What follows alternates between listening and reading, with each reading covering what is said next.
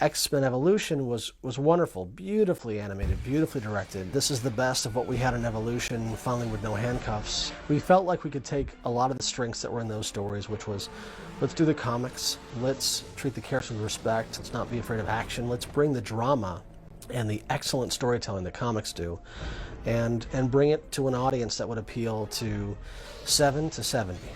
Are you insane? Probably. The only missing link for the process creatively was finding our producer, who was going to be our visual storyteller. And Boyd Kirkland became available to us about 6-8 months into the process. Greg and I worked together to kind of hammer out that concept and to work on those episodes and to really create a 26-episode saga.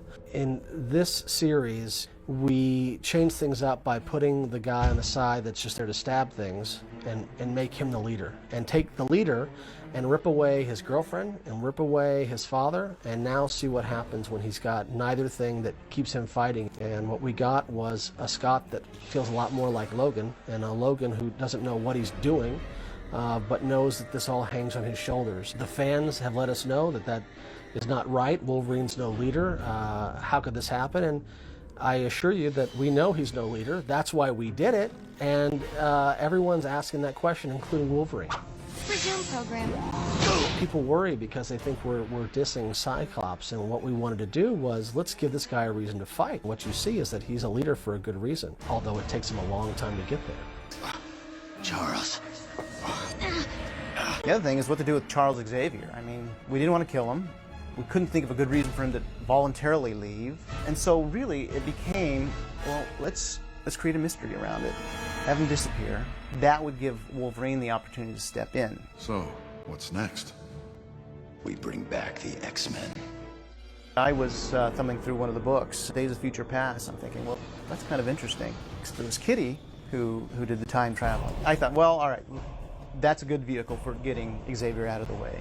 But what it also gave us was we got to see Xavier in the future with a new band of X-Men.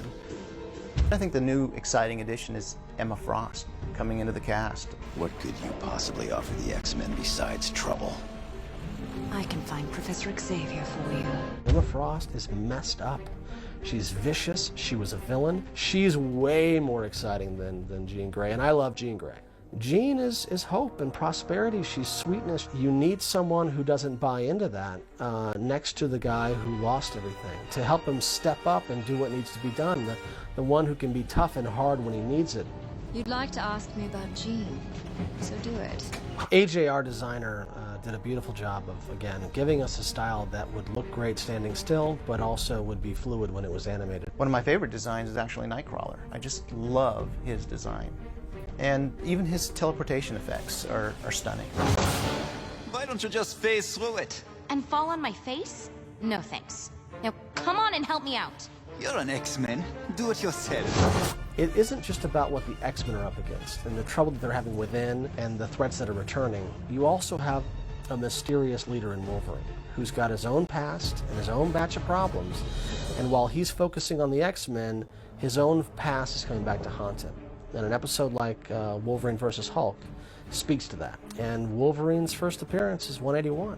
You know, that's the one that brought us this great character. And it felt wrong for us to have this opportunity to not utilize that story. Fun. Right. There's a different twist to it. Of how Wolverine gets into this story and some of the other details, but it absolutely is a remake of that classic. We actually flash back in the series to a brief scene of that Wolverine, the same uniform, taken right out of the books. At the end of the day, you've got a team that is really messed up, that isn't prepared to go fight a battle because they're too busy fighting each other. And that's a series that's unlike Evolution and the first series, but it still speaks to the characters that people know in the books, and it gives us the stories that the people love, but because the players have now changed, the outcomes also shift around. So it keeps it fresh while still being familiar. We rise to the occasion because we're a team, and we got a job to do. The world needs the X-Men.